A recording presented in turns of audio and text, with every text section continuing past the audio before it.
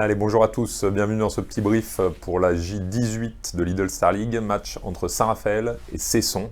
Donc je vous rappelle juste le contexte, match aller, c'était le premier match de la saison, on a fait match nul à Cesson, sur un fait de jeu un peu improbable, un carton rouge alors qu'on était en attaque, qu'on menait d'un but à la dernière seconde pour Xavier Baraché qui avait un peu balancé la balle, donc geste d'anti-jeu, carton rouge, penalty et match nul au final alors qu'on avait tout pour gagner ce match. Voilà, donc bon, il est un petit peu là, celui-là. Donc il va falloir, sur ce match retour, prendre les points qu'on a perdus là-bas. Alors, les équipes. On a Cesson qui est 11e au classement, 8 points en 14 matchs. Saint-Raphaël, 7e, 15 points en 16 matchs. Voilà. Deux équipes qui restent sur des défaites. Voilà. Cesson, depuis qu'on a repris en 2021, ils n'ont pas gagné. Ils ont fait 3 défaites, et notamment 2 défaites qui posent problème chez eux, contre des prétendants directs à la descente, à la relégation, à savoir Ivry et Istres. Donc ils ont perdu ces 2 matchs chez eux, pas de beaucoup, mais bon, ils ont perdu quand même. C'est une équipe qui est jamais très loin, c'est une équipe qui est hyper accrocheuse. Ils ont fait match nul contre Montpellier en première partie de saison, et ils étaient pas loin d'accrocher Aix aussi. Enfin, c'est une équipe qui est vraiment, vous allez voir, accrocheuse, bagarreuse, qui lâche rien, quoi. Voilà. Ils n'ont jamais pris trop de buts, sauf contre Nantes et PSG, où là ils ont pris deux roustes, comme on dit dans le jargon. Voilà. Nous, côté Saint-Raph, donc on avait plutôt bien commencé, une victoire à Créteil, un super match contre Montpellier qui s'est soldé par une défaite à la dernière seconde. Et voilà, et du coup on est sur 2 défaites de suite, parce qu'on a perdu à Limoges aussi, on le sait, hein, la semaine dernière.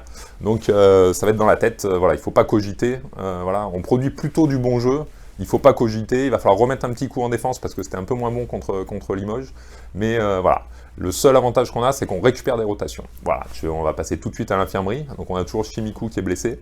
Par contre, sur la base arrière, il y a le retour de Kolakovic, il y a le retour de Krakowski et Baraché qui remonte en puissance, donc il va pouvoir amener de la rotation et faire souffler nos joueurs. Donc ça, c'est hyper important dans la construction d'un match.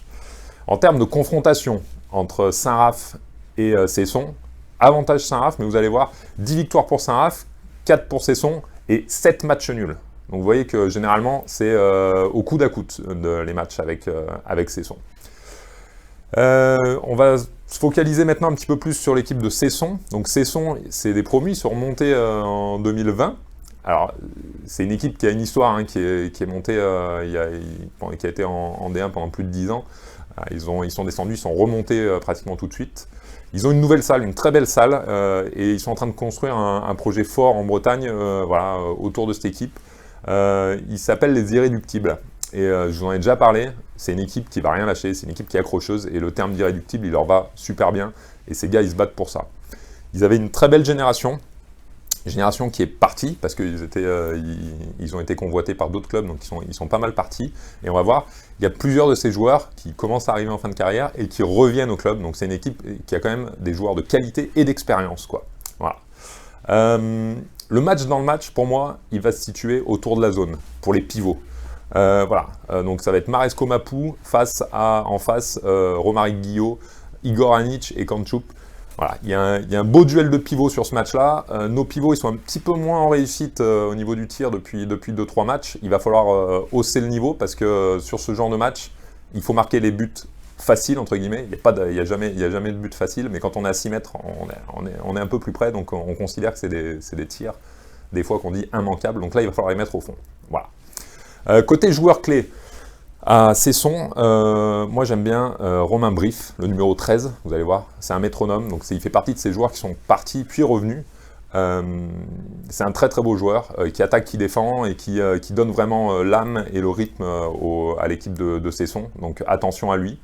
Et à l'aile gauche, il y a Yohan Cardinal, à l'aile droite, pardon, le numéro 29, vous allez voir, un petit ailier de poche, mais un très très beau joueur, très bon finisseur, qui marque beaucoup de buts, qui fait une très belle saison.